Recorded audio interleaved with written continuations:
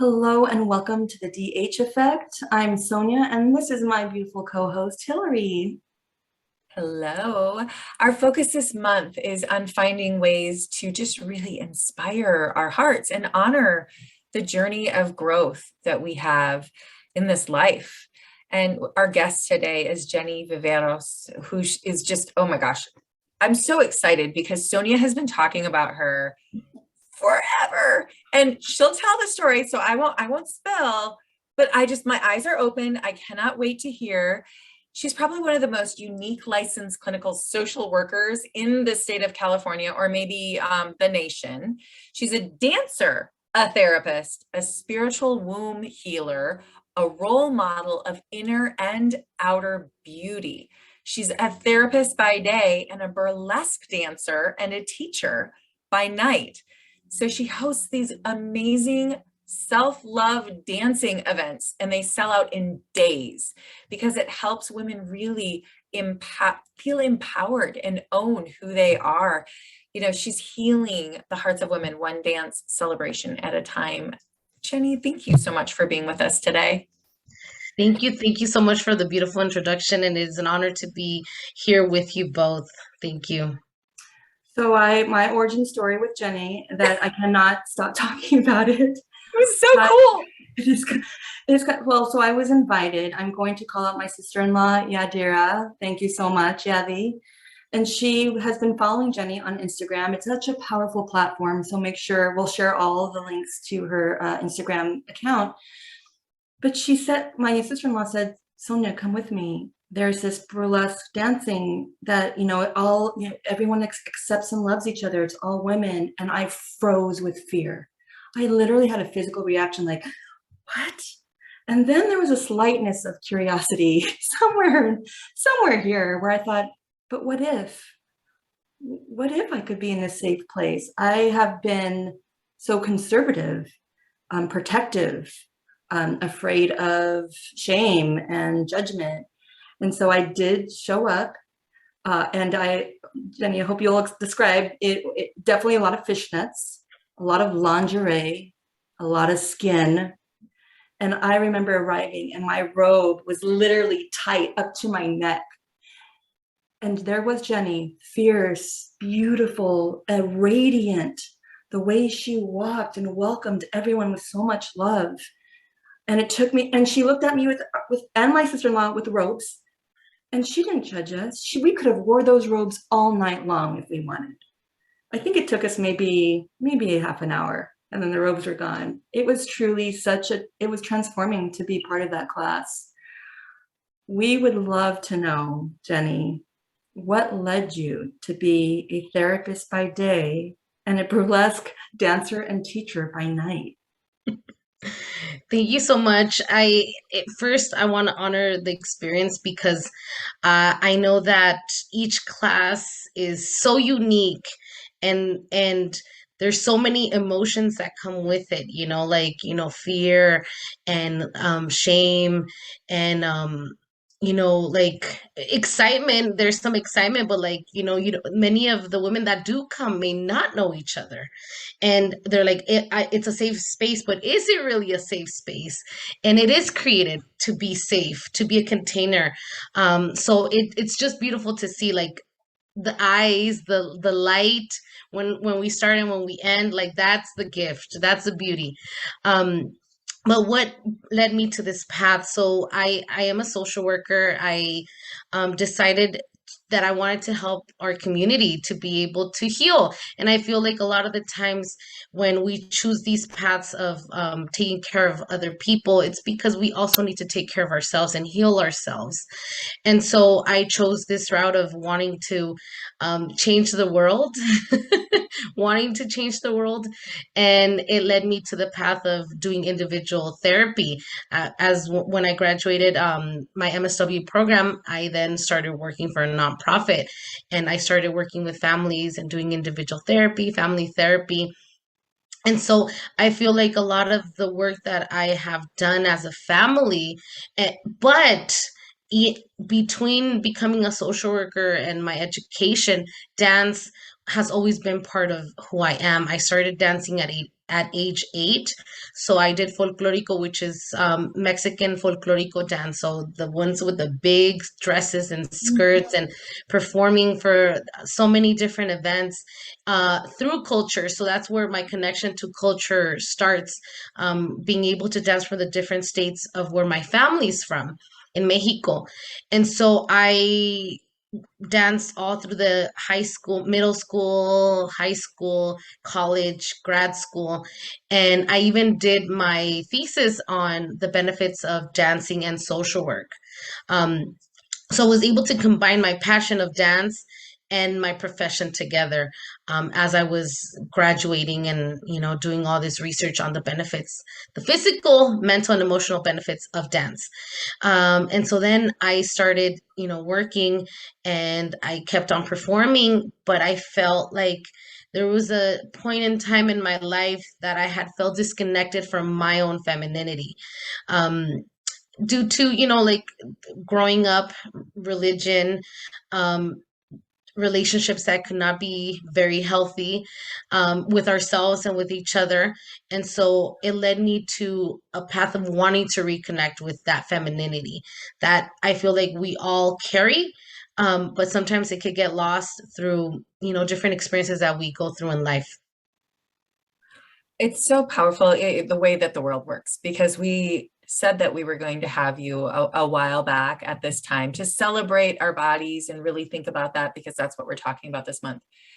But then I just finished this book that was called The Body Keeps the Score. And in that, it really helped me to understand that so much of our emotion and our safety comes from how we hold ourselves and how we love ourselves. And so I don't even know if a month ago, I would be able to have this conversation with you, Jenny, and go like, oh yeah, I totally get how to, but I'm now sitting almost in awe and of like, how have I never thought of how important it can be to own who you are through dance and that expression. I mean, really, truly the burlesque aspect. I mean, dancing in and of itself, okay, I see we've got this with maybe the posture, you truly have to feel emotions in your body. It can bring you to a different center. And this burlesque, well, first of all, for those people who don't know what that means, maybe that's a good place to start, is for you to describe burlesque. But how do you see that really, Sonia described the transformation that she went through. How does it bring women closer to that authentic femininity that they have?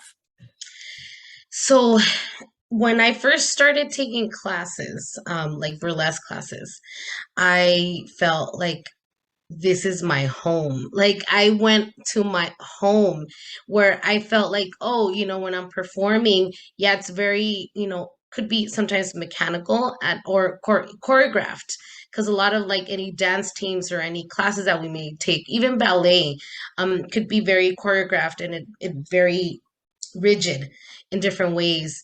But whenever I would see the dancers on stage, or the ones that I would admire, I would always feel or look like as if it would look as if they were having orgasms on stage. And so to me, that was very sensual and sexual, where I'm like, we have to connect to that. And I say it in Spanish because I feel like it comes out a lot better, sexualidad, that we need to connect to that.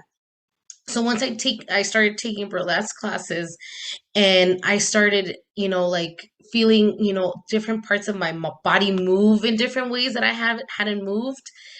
I felt like I was healing through those movements, through, like the pain that I experienced. And a lot of times we go through different, our abuse, like physical, could be emotional, could be sexual as well. And so like I started feeling like I was healing myself, and then being able to say, this is how I want to present myself to the world. And you're not telling me how I need to do it. I'm choosing to do it in my time. And yeah, like I feel like that's where it started, shifting the way I would see, the way I would move, and the way I would hold myself, and the way I felt a lot more empowered and in power. Wow. I remember some of the my daughter just had sex education at school, and she had to interview me. And one of the things she asked me was, what did you wish you were taught when you were my age about sex. And I said, I wish that someone would have told me that I had the control and power to make me feel amazing in every way possible. Not just coaching like, oh, you're so nice, Sonia, but the feelings, all the physical feelings, like you said. And so my healing through your dance class was being okay with, wait, I can touch that part. I don't have to ask permission. Like, and then I was like, why have I asked permission to touch that, my own parts? Like that seems ridiculous. It was just kind of mind-blowing that the realization that I was under a narrative given to me and that I accepted it because it was given to me as a child, but that I had the power to change it. And that's how I only went to one class so far because you get booked. I left that one class feeling those thoughts, questioning all of that. And now I transfer that over to my daughter. And so the power and in power, it's like, yes, I am hearing you. I'm feeling it. So beautiful. Thank you. Well, I do think that that's an important thing to really anchor to for a moment is, I think traditionally, at least recently, I'm going back a couple of generations, we've been taught that women, for the most part, are here to serve men. And so sexuality is more about pleasuring a man than it is about owning our own pleasure. And not only that, but as Sonia put it, giving ourselves, like, we can be in control of that. We can have ownership of that. I can dance sensually, not for a man, but just for me to feel alive, to feel celebrated, to feel loved, and not to feel like I have to hide in shame, or because my body isn't perfect enough, or my moves are whatever it may be, because it's not for anyone else other than for my own joy. Do you feel like there is a sort of, what do you anchor to that helps you to really find that expression and that love and own it as just the you-ness and not about anybody else? Oh, exactly what you shared. That's exactly what is transmitted in the classes. That each one that comes into a class, like you are your own self, like you bring your own uniqueness, and that's what we're elevating. That's what we're bringing out to the forefront. Not that you want to look like that other person or that other woman. You're in a space where you're empowering each other and celebrating each other. And I completely agree. A lot of the classes that I teach are it's not to share with someone, it's to share with yourself. And if you choose to share with someone, then that's a gift that can be provided and given, but it's not a requirement. And so I feel like for me, when I feel like a lot of the times all this is also like I'm taking my power back, and I'm not letting anybody control how I need to feel, how I need to act.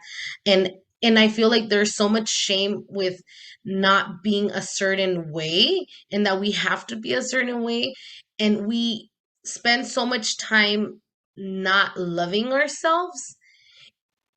And my classes are to bring that energy back to loving ourselves, like that energy, like we transform it into, like, you know what, I love me at this stage of me, and I will love me in 10 years from now, because our bodies change, our minds change, everything changes. So I feel like that's where, to me, like, I love me and I love everyone the same way, and that there is beauty in every single person, and just putting that together.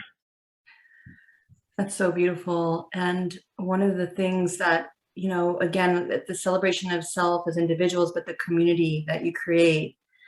And one feels this anchor for you. Like when you experienced, Jenny and her community, there are some roots that are so strong and so clear. It is your cultural roots of being from Mexico, right? And Hispanic community of women. And it's really deep. I would love for you to talk about, the importance of culture and cultural roots as we're exploring our own selves. Yeah, so I feel like I cannot disconnect myself. Like that to me is being able to honor the women that came before me and honoring the women that come, that will come, and so I feel like a lot of the times my parents were very big on being proud of where we came from, and a lot of the times growing up I wasn't, and I would fight back and be like, no, I want to be this way. And then slowly I started realizing, like, no, this is who I am, like, and I love that part of me. I love where my mom comes from. My mom comes from Mexico, from Michoacan, and my dad was born in New York. He's half Puerto Rican and half Mexican. And so a lot of the times the music that I incorporate is like reggaeton, which is very, it's Spanish music, and I feel like it's very sensual. Like, and sometimes like it's yeah, pretty much Spanish lyrics, and a lot of the times I'm hearing these lyrics and I'm translating through the movements that we do. So you don't need to speak the language to feel the movements of the language. And so I've incorporated that. And then I also use the rebozo, which is if it's an handmade piece of item that we use to cover ourselves or carry babies, um, or we use it even to carry, like wood or clothing. Like, that's what my grandmother used to do. And so I've reclaimed that to use that as a part of like a sensual tool of like being able to like love ourselves even more. Like, it's like we're caressing each other through our own womb or the womb of our mothers. So I feel like a lot of the experiences that I create, or that is created, because it's not just me, it's whoever comes in creates it. We create it collectively.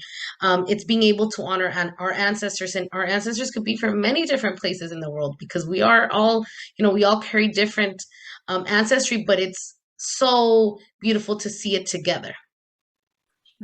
Um, It is so powerful. I'm just envisioning, um, I'm envisioning the ancestors. I have the picture in my head, and I'm actually really sitting in it and looking at it, and then looking stretched ahead, and there feels a freedom. And I'm going to be honest, and I'd love to hear you talk about this. There also feels, it feels a little fearful to be aware of the fact that there is before, there is in front, and my own responsibility or opportunity to heal or create change. I mean, I know you really embrace the healing. In fact, you just had an experience. I'm not sure if you want to talk about it, but just the fact that your decision to heal the generations before, and then what that will do in the future. It's so courageous and so brave, but yet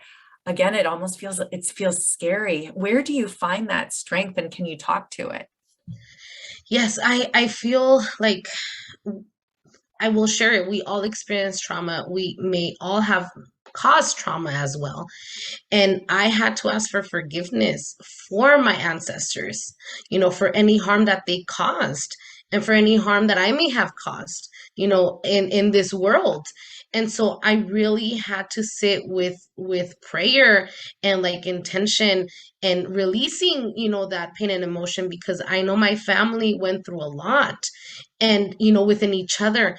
And so for me to be able to honor that, and then also that inner child, that's one of the things that came up from my from the spiritual journey. And I went in, and I know we were talking about it earlier about having surgery, having an open myectomy, and preparing for that.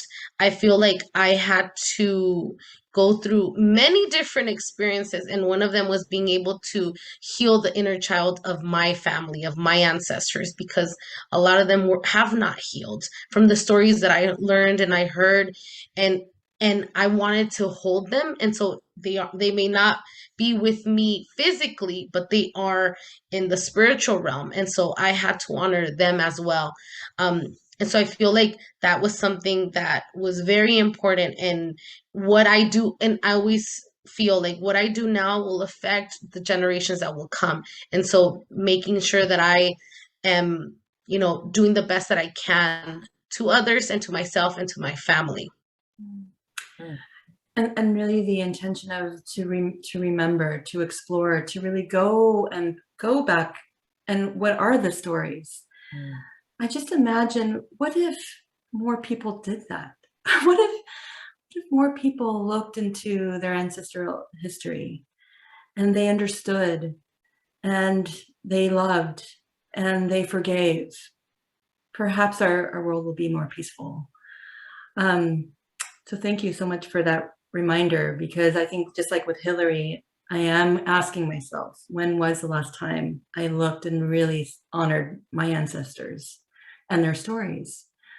I also wanted to take this moment too, because, we talk about movement and dance and burlesque, but your recent experience recovering from surgery, I just feel like the celebration of body and self-love doesn't always have to be a verb, right?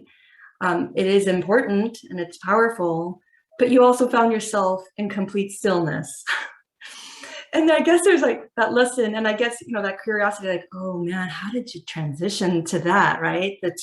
The dancer and teacher to being still, and what was that meaningful experience? Was it hard to do? Tell us how to be more still and why that's important. Yeah, so I had to prepare for it because I was like, okay, this is gonna be my last class that I want to be able to teach, which was the Galentine's event that I did. I was like, that's the last class I'm gonna be able to teach. And I went all out. I was like, I'm gonna go all out. And then I started also visioning like when I come back, how am I gonna come back? And how do I want to come back? And even on Instagram, I put I won't be back until July. I was like, I had to physically, make sure that I was honoring myself with that. And then I also allowed myself to dream. And in the stillness, there's I was meditating. I was like listening to myself, like, what is it that I want? What is it that I need? And even in the stillness, there's visions that can come and ideas that will come. And I was just writing everything down. So this time I spent, my parents took care of me. I said, okay, it's my time to be taken care of. And, I went to their home and they took care of me. They fed me. They, lifted me. Like I started walking, and I needed support to walk. And I had to allow myself to feel that experience, because I know that it was gonna make me stronger, but also make me see things different and how I wanted to live my life moving forward. I had one of my teachers, my dance teachers, told me, she's like, I can't wait to meet the Jenny after surgery. And I was like, you know what? I really like that. And because I also knew and I was told that I was going to go through a spiritual transformation during this time. And my ancestor said, she doesn't know how to rest. So this is going to be very important for her.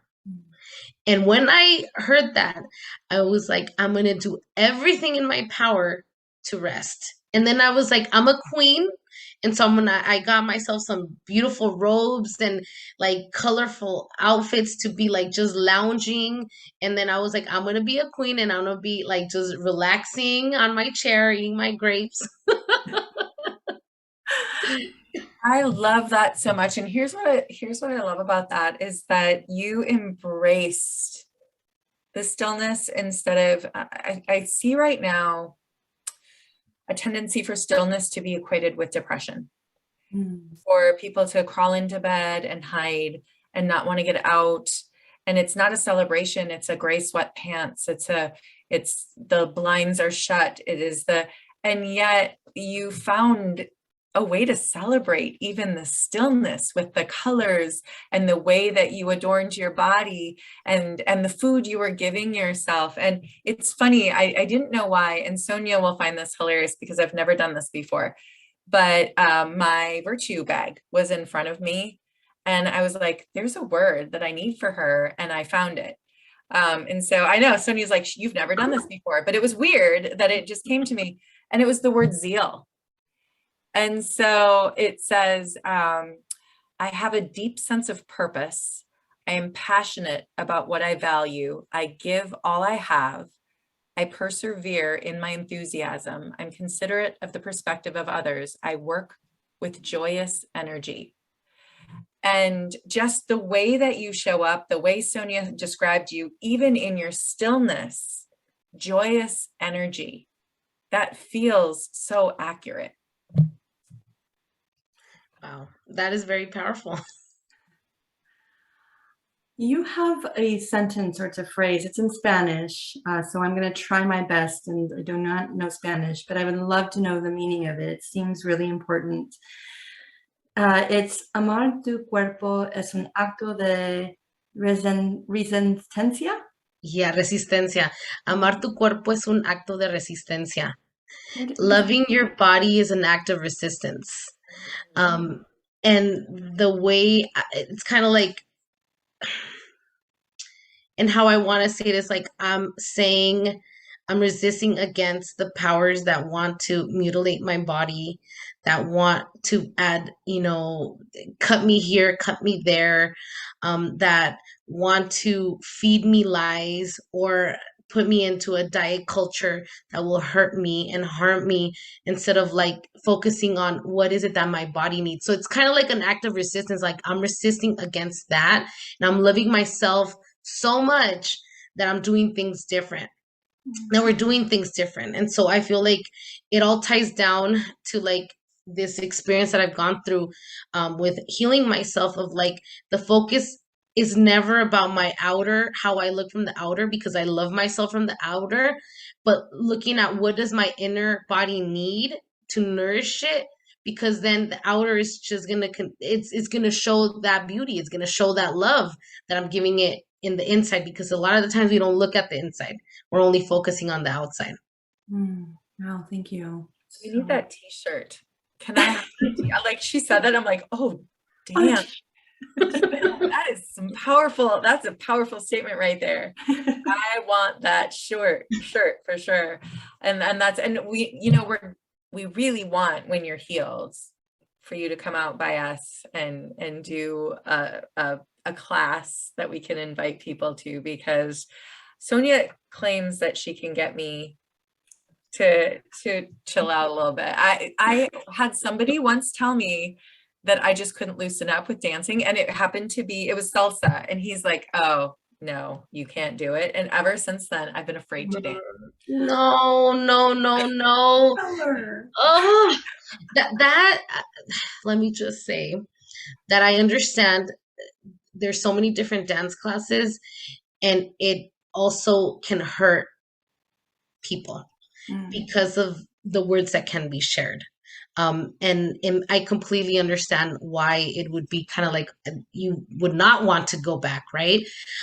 This is where we come in, where I feel like, to me, I've experienced that. I've experienced like, you have to, like, it's a lot of competition, and you have to do this and you have to do that, and you're still not good enough. And in our classes, like, you come as you are. And if you learn how to, connect with, one part of your arm, that you are winning, that you're walking in and that you're smiling, that is what we want. And I tailor the classes to from 18 to 70. So like anybody can take it, and at any different dance level or physical level, because sometimes we may have to modify. We may not be able to do all the routine, but that's why it's like it's for you to take. The choreography is for you to take, and I don't say 1, 2, 3, 4. I give some sort of movement, and this is how I want you to do it. But it's not it's an experience. So it's not just a dance class, it's an experience for you to experience yourself in your own body. I think right now our viewers and listeners are on the edge of their seat. Like, when can I sign up? When is the next class? And we have to be patient. I mean, because Jenny, we're in that stillness, and she's healing people. Okay, so give her some space. Will you just please say, when you do come back, will we be seeing more classes? Yes, yes. So I am definitely, and that's why with the stillness, if I wasn't still, then I wouldn't be, it would take me longer to heal.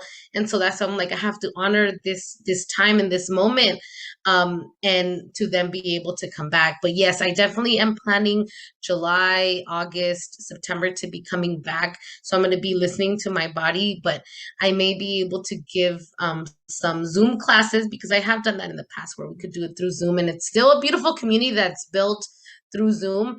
I love in person, but I definitely can give a mixture of both as I'm continuing to heal. But yes, I definitely will be coming back.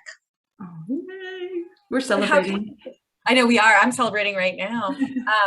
Because I'm excited. I have to tell you that when I was telling you that, like, I teared up a little bit because I'm like, wow, I really believe that about myself. And I'm very excited for the possibility of not feeling that way about myself. So where can our audience make sure that they find more about you? How should they be looking for the classes and finding out all about you? Yeah, so I am very active in Instagram. One day I'm gonna start a newsletter to then be able to share through email. But through Instagram, that's where I post up my all the information, Latin burlesque, Latin_burlesque. Let me make sure because I'm like, I know you know. That's correct. Yeah, Latin You know. Latin_burlesque. And so on Instagram, I usually, like, I know that women have said, oh, I turn on the notification. So whenever you put anything up, then I know when it's your next class. And I share it in my stories and share it in a post. And I prepare for the class. But usually, yes, it's it's on Instagram. Amazing. Well, we'll have your formal bio, and we'll have all your links in the description. Thank you to everyone, to our listeners, our viewers, for joining us for this episode. Please be sure to follow all the social media platforms for the DH Effect and also for Jenny, and subscribe to your favorite podcast platform or YouTube, whatever you prefer, so you won't miss an episode. You can check out our DHE, the dheffect.com, our website, for great opportunities to celebrate and honor ourselves, our body, our spirit, our mind. And I just do want to slip in a reminder that celebration doesn't have to be movement and big and loud. I will have, especially in our world today, there are some very dark times and really, really sad stories. And I think as a response, we tend to freeze and perhaps even hold our breath. And we just want to remind those that, yes, there is that time of grieving and holding space for others. And Hillary and I, we say companion others. But there are also windows of celebration within that. It doesn't have to be big, but we can remind ourselves, like, I can breathe, I can still move. I can still move my body. I can still celebrate and honor myself, because we'll show up for others in such powerful ways. So sorry, I went off script a little bit, but until next time, everyone. Hillary? You have the courage and the zeal to live with a decided heart.